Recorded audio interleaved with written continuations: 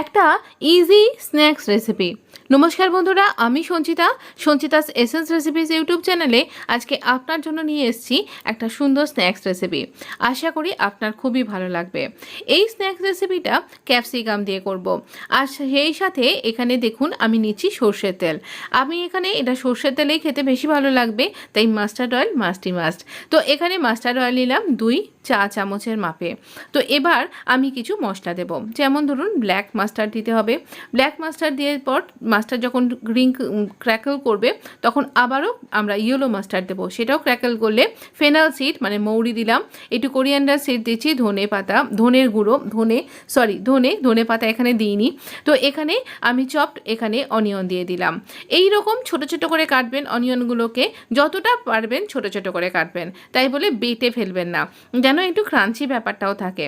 এবার অনিয়নটা ভালো করে, পেঁয়াজটা যখন আমাদের একটুখানি নরম হয়ে যাবে, খুব বেশি লাল করে ভাজতে হবে এমনটা নয়, কিন্তু একটু জাস্ট দেখুন ট্রান্সপারেন্ট হয়ে গেছে, একটু নরম হয়ে গেছে, সেই সময় আমরা ঝালটা আপনার ওপর, আমি এখানে একটা লঙ্কাই দিয়েছি, আমি ঝাল কম খাই বলে আমি 2টো লঙ্কা দিয়েছি, ছোটো ছোটো 2টো লঙ্কা দিয়েছি। আর আপনি যতটা ঝাল খেতে পারবেন সেই রকম মতন দেবেন। তো আমি এই রকমভাবে লঙ্কাগুলোকে কুচি কুচি করে দিয়েছি। আর আপনি যদি মনে করছেন তাহলে পারে এখানে আর একটু বেশি লঙ্কাও দিতে পারেন, যদি লঙ্কার অনেক সময়তে ঝালটা কম থাকে সেই রকম বুঝে দেবেন। খুব বেশি ঝাল এটা কিন্তু হবে না। তো এই রকমভাবে আমরা লঙ্কাগুলো না এরকম তেলের সাথে ভাজলে ঝালটাও একটু কমেও যায়। এবারে আমরা কিছু আলুকে সেদ্ধ করে রেখেছি, হাত দিয়েই আমি এরকম ম্যাশ করে দিচ্ছি।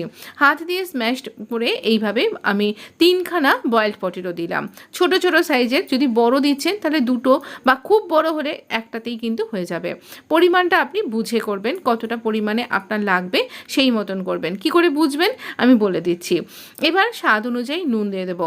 আলুতে নুন দিতে হবে যতটা আলুর পরিমাণ, তার সাথে পেঁয়াজ আছে, আর আরেকটা আমরা যে ক্যাপসিকামের স্টাফিং করছি সেই ক্যাপসিকামের নুনটাও ধরে নেব।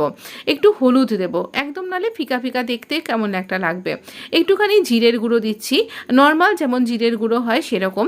আর এটা মাস্ট, এটা হচ্ছে আধখানা লেবু, যেরকম আপনার কাছে লেবুর সাইজ আছে সেই মতন লেবুটাকে ভালো করে চিপে এখানে দেবেন। এবার হতে পারে অনেক সময় লেবু আপনার কাছে নেই, তাহলে আপনি আমচুর পাউডার দিতে পারেন। আমচুর পাউডারও একটা ভর্তি 1 টেবিল চামচ এইরকম দিয়ে দেবেন। এই ট্যাঙ্গি টেস্টটা কিন্তু এই রেসিপির জন্য দরকার। ঝাল আর তার সাথে এই ট্যাঙ্গি টেস্টটা ভীষণ অনবদ্য একটা কম্বিনেশন তৈরি করবে। এবার এই পুরটাকে এরকম ভালো করে মিশিয়ে নেবার পর এটাকে ঠান্ডা করব। আলু পুরি তো একদমই করছি না, হ্যাঁ এটা দিয়ে কিন্তু আলু পুরি খেতে ভীষণ ভালো লাগবে, বা ধোসার ভেতরে দিতেও ভালো লাগবে। এরকম লম্বা দেখে একটা ভালো গ্রিন ক্যাপসিকাম নিয়েছি, আপনি যে কোনো কালারেরও কিন্তু নিতে পারেন। এই অংশটা বাদ দিচ্ছি, অন্য রেসিপিতে দিয়ে দেবো। তো এই রকমভাবে আমি এখানে একটু পাতলা পাতলা করে কাট করছি, কারণ আমি ডুবো তেলে ভাজবো না, তাই এরকম পাতলা পাতলা করে কাট করছি যাতে সহজেই কুক হয়ে যায়। এই রকম করে ভালো করে কাট করে নেব। এবার এই ভেতরের যে অংশগুলো সেই পার্টগুলোকে বাদ দিয়ে দেবো। এই মিডল পার্টটা সাবধানে বাদ দেবেন, যাতে করে এই রিংটা যেন ক্যাপসিকামের ভেঙে না যায়। আচ্ছা ভালো কথা, এই যে 3টে 4টে যেরকম বাম থাকে সেগুলো তো নিশ্চয়ই জানেন, হ্যাঁ সেই জন্যই আমি ঝালটা একটু কম দিয়েছি, কারণ এটা ঝাল হতে পারে। তো এটা 3টে বাম ছিল। তো এইরকমভাবে আমি এইভাবে ক্যাপসিকামগুলোকে পরিষ্কার করে নিলাম, ক্যাপসিকামের বীজটাও যেন না যায়। এই ফাঁকে তাওয়াটা গরম করে নিয়েছি, তাওয়া গরম করে আবারও সর্ষের তেল দিয়ে আমি এই ক্যাপসিকামের রিংগুলোকে দিয়ে দেবো। দেখতে খুব মজার আর খেতে ভীষণ ভালো লেগেছিল। আমার হাজব্যান্ড ক্যাপসিকাম খেতে ভালোবাসে না, কিন্তু ক্যাপসিকাম খাওয়ার অনেক উপকারী গুণ আছে। এই ক্যাপসিকামগুলোর দিয়ে তাকে যখন এটা সার্ভ করেছিলাম ডালের সাথে, সে অনবদ্যভাবে খেলো, বললো ভীষণ ভালো হয়েছে। সুতরাং আপনিও খেতে পারবেন, আপনার তো খুবই ভালো লাগবে। তো দেখুন আমি চামচে করে ভর্তি করে নিচ্ছি এই পুরটাকে, নিয়ে এই ক্যাপসিকামের হোলের মধ্যে দিয়ে দিলাম। আর ক্যাপসিকামটাকে জাস্ট 2-3 থেকে 3 সেকেন্ড মতন আমি এখানে তাওয়ার ওপর একটুখানি হতে দিয়ে তারপর পুরটাকে দিয়েছি। এবার পুরটা তো কুক হয়েই আছে, আর এটাকে বেশি কি কুক করব, আমি শুধু ক্যাপসিকামটাকে কুক হওয়ার অপেক্ষা রাখছি। এটা না এই খাবার সময় সময় কিন্তু এই পুরটা এখান থেকে বেরিয়ে আসে। তাই আপনি যদি মনে করছেন হালকা পাতলা একটা বেসনের লেয়ার দিতে পারেন, কিন্তু তাহলে না এই ক্যাপসিকামের যে নিজস্ব একটা ফ্লেভার আছে সেটা কোথাও চলে যায়, সেই জন্য আমিও সেটা করিনি। কর্নফ্লাওয়ার বা এরকম বেসনের কোনো স্ল্যারির মধ্যে এটাকে ডোবাইনি। একটুখানি বেরিয়ে যাচ্ছে তো যাচ্ছে, কিছু অসুবিধা নেই।